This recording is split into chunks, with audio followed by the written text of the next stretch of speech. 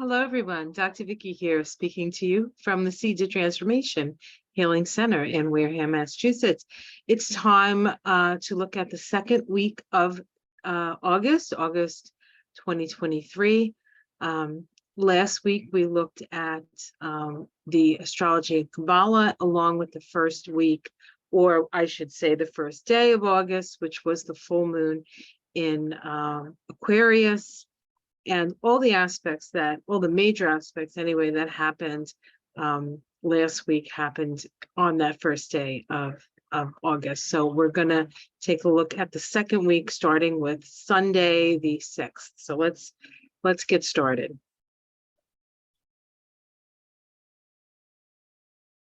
So this week we have two aspects that are crisis producing, and one that stimulates flow. We're starting with Sunday, August 6th, which vibrates to a 21-3.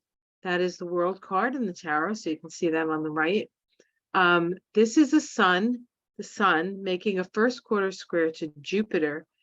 This is a crisis in action square, okay, the 90-degree square. And the crisis in action is on the seeds that were planted at the Sun-Jupiter conjunction, which occurred on April 11th of 2023 at 22 degrees of Aries. On Wednesday, August 9th, which would have been had she stayed on the planet a little bit longer, my mother's 103rd birthday. But she gets to celebrate this one with her family up in heaven. The August 9th vibrates to a 24-6, which is actually the Queen of Wands, which is actually a Leo vibration. So we bring in another sort of overlay of Leo. And of course, this is a Venus first quarter square Uranus, and Venus is retrograde in Leo right now. And not only is Venus retrograde in Leo and the vibration is a Leo vibration, this is actually the second of 3 exact squares because we have a Venus retrograde cycle. This particular square, crisis in action, of which there will be 3, started the cycle that brings this crisis in action forward, began on 3/30 of 2023. That's a vibration that vibrates to a 40/4. And it was a conjunction at 17 degrees of Taurus. And now we have a crisis in action on that initial, whatever seed was planted at that time. And we also have on Wednesday a waxing trine, meaning a growing trine, a trine of self-expression. It has an overlay of Leo. We can see all this Leo energy, both actually with the sun and Venus in Leo, and then also as this Leo energy comes out vibrationally. So this really is a time of self-expression, right? We have a Mercury waxing trine to Jupiter. This is a creative self-expression of the seeds planted at the Mercury-Jupiter conjunction. Now that occurred at the end of March 28th of 2023. That vibration at that time was a 3811. That's the Queen of Cups. So there's an emotional energy to this just from the vibrational perspective. But it occurred at 19 degrees of Aries, 19 degrees of Aries. Now, right now, Chiron is at about 19 degrees of Aries. So we can make a connection with that as well. So let's take a look at sort of where these things fall on the tree of life, and let's look at some charts. All right. So let's look at the Sunday chart, August 6th, with the square between the sun and Jupiter. Sun first quarter square Jupiter at 15 Leo Taurus. 15 degrees is the center degree. It's the cross quarter days, as it were. In the case of Leo, that would be Lammas, which we just had last week, and it would be Beltane in the time frame of Taurus. So we're getting these aspects hitting not just, it's at 15 degrees, but there's also this sort of overlay of building power around powerful points in what used to be and what still is the way we celebrate our connection to the earth, right? Okay, so this cycle began when the Sun and Jupiter came together on the 11th of April of this year at 22 degrees of Aries. What was the Sabian symbol for that? So 22 degrees of Aries, the gate to the garden of all fulfilled desires. Abundance made possible by human togetherness and cooperation. So let's keep that in mind.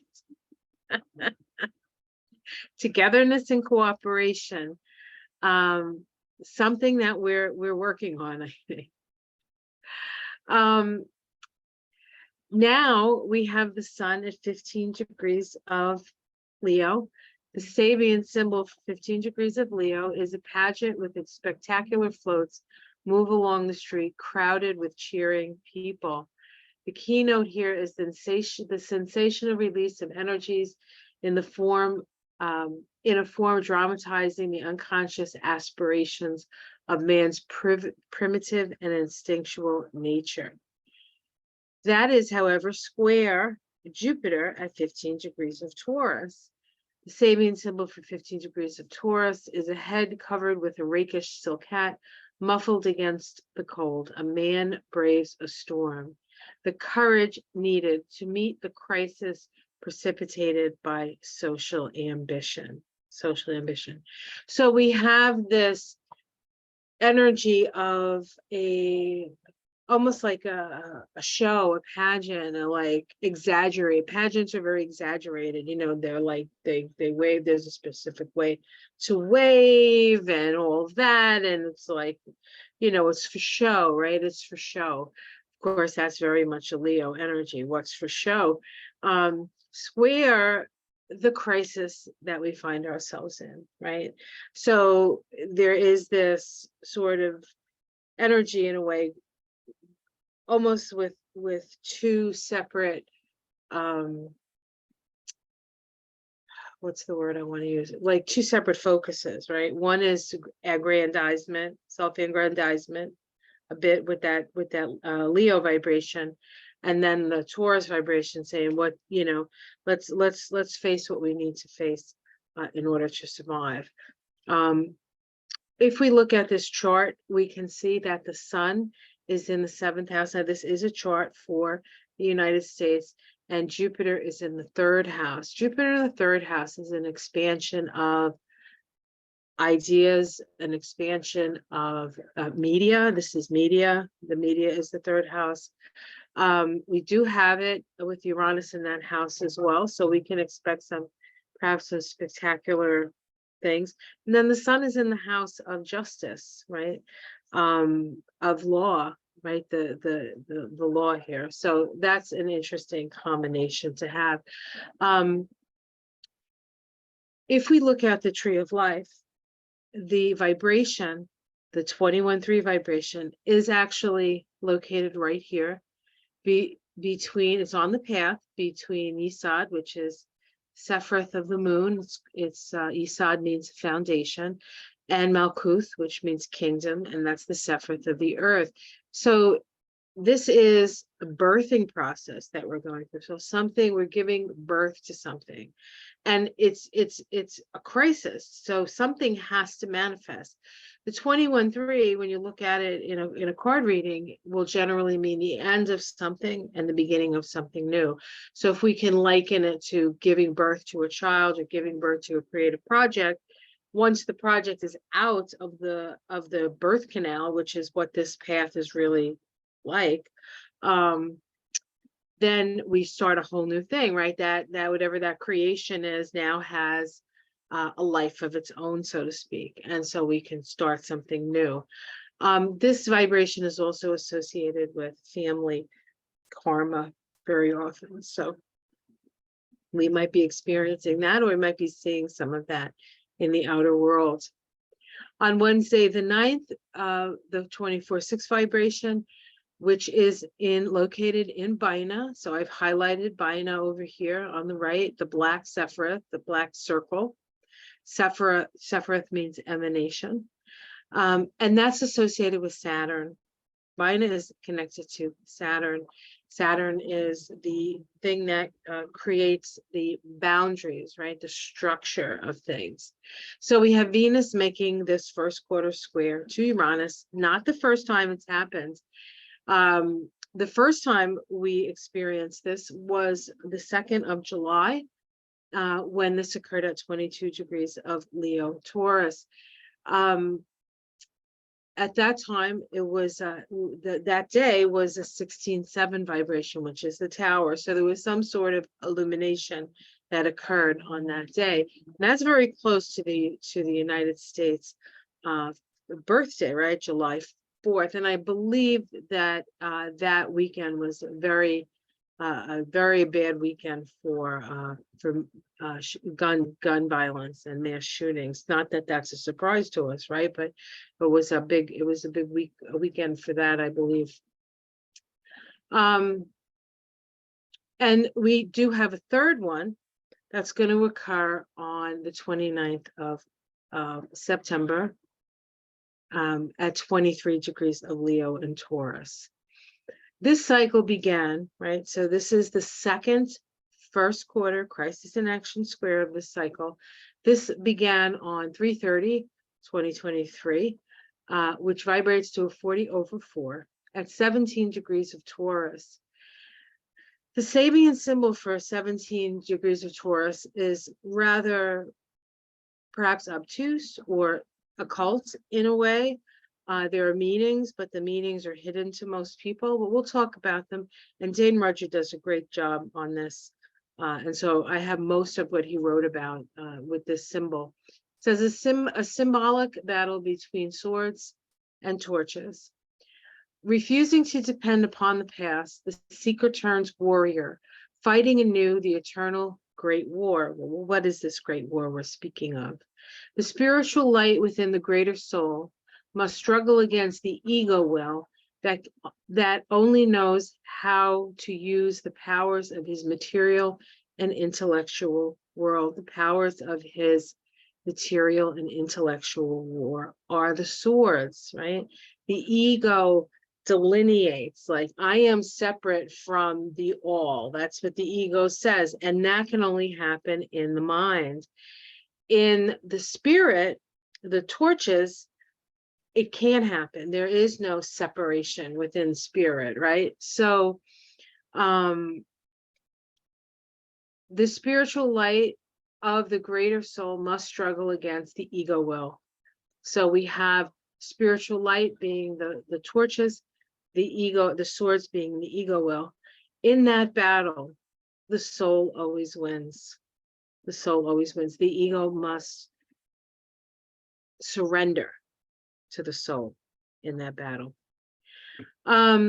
Venus at 23 degrees of Leo, in a circus, the bareback rider displays her dangerous skill. So this is Venus retrograde. This is where Venus is. The keynote here is the audacity and perseverance required to control and play with the powerful energies of the vital realm in human existence. Bareback riders ride horses. Horses are symbols of power, right? Horsepower, right? So they're always symbolic of speed and power and freedom. But in order to do what this person needs to do on this, she needs to be very skilled. So it's asking us to be very purposeful and very focused on what we need to do to move ahead here. Square Uranus at 23 degrees of Leo, of Taurus. 23 degrees of Taurus is a jewelry shop filled with valuable gems, the social confirmation of natural excellence. And so on some level with these symbols, there is this need, the crisis in action, to prove our our ability, our worth. What are you good at? What is it that you can focus on and you can bring to the table here, right? Bring to the table to help with this fight against swords and torches. Over here on the right, I've put the Taurus here. This is the Sephiroth. This gray circle is the Sephiroth of Uranus. That's where we put Taurus. That's where Uranus sits, and Venus is here on the side of the tree, both on the masculine side, actually, of the tree. This is the pillar of mercy, and it is associated with the past. So there's something about the past, the struggle that we are trying to sort of prove ourselves through is connected to the past. And of course, with Venus retrograde, we're looking at our relationship in Leo, to our own hearts, to what is it in the core of our being, right? What resonates for us.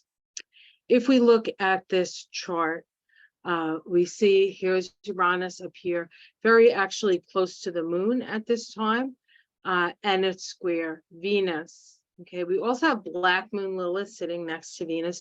This is where we're willing to go to extremes, Black Moon Lilith.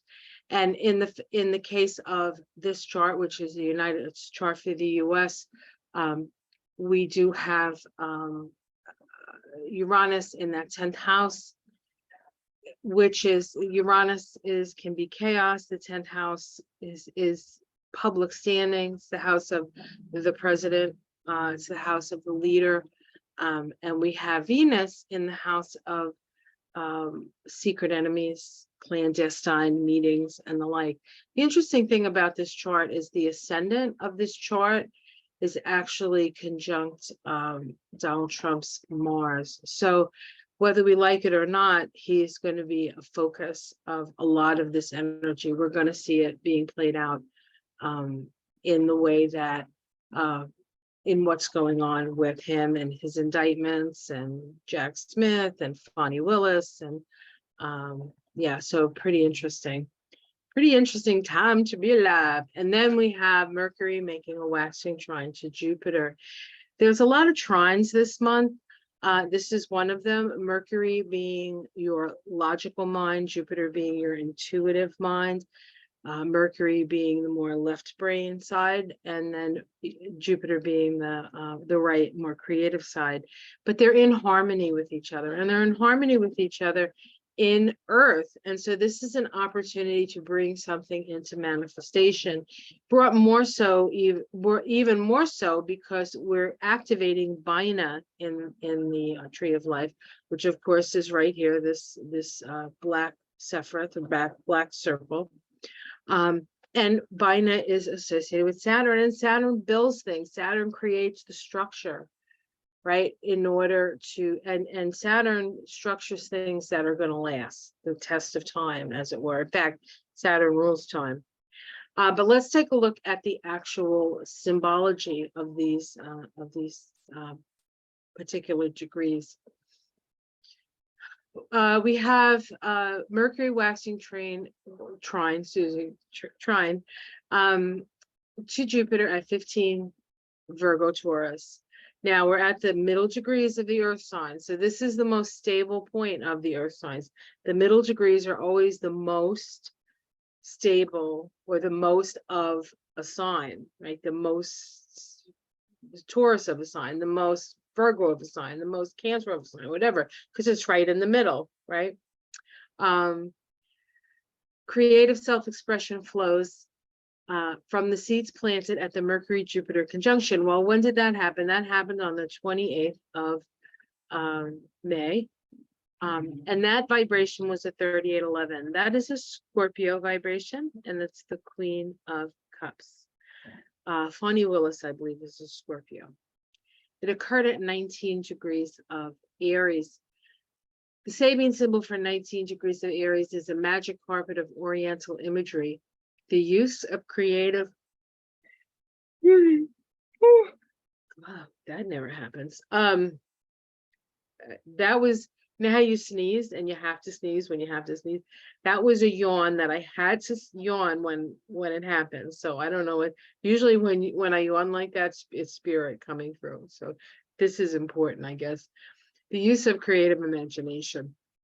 Now we have Mercury at 15 degrees of Virgo. Now Mercury likes being in Virgo, right? It is one of the signs of its rulership.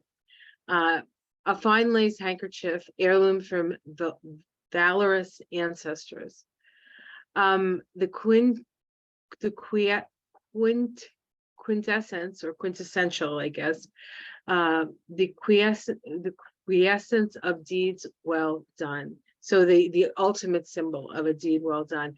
Trine, Jupiter at 15 degrees of Taurus, a head covered with a rakish silk hat muffled against the cold.